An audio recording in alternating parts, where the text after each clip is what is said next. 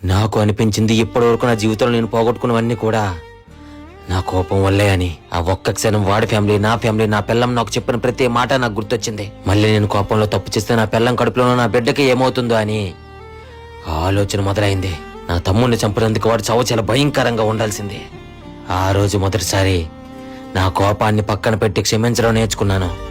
ఆ రోజు కోపంతోనే గణేష్ అన్న వాళ్ళ తమ్ముడిని పొడి చేశాను. మా అమ్మను కొట్టాను. కోపంతో వాడిని నడి రోడ్డు మీద నరికేశాను. అదే కోపంతోనే అమ్మను కూడా చంపేశాను. ఒక మనిషి కోపంలో తీసుకున్న నిర్ణయాల వల్ల తన జీవితంలో చాలా కోల్పోతాడు.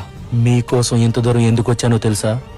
మీరు తప్పు చేసి మారిన వ్యక్తి. మీ కథ తప్పకుండా 10 మందికి ఆదర్శంగానే ఉంటుంది. ఎలాగైతేనేమి ఆ రోజు అతన్ని చంపకుండా వదిలేయడం వల్లనే ఈ రోజు మీరెంత హ్యాపీగా ఉన్నారు. మీ పాప కూడా చాలా యాక్టివ్గా ఉంది. అవును, మీ పాప పేరు చెప్పలేదు. అమ్మో, డాడీ వస్తున్నా.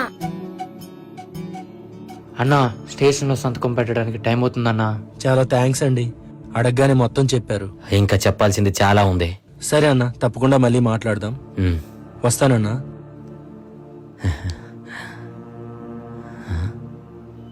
ఏంట్రా ఈ పేపర్ సతనమేనా? ధర్మవరపు నాని అని ఉంది. రాజేష్ అన్న. మరి రాజేష్ అని ఎందుకు చెప్పారు? ఈ పేరు ఎక్కడో విన్నట్టుందే.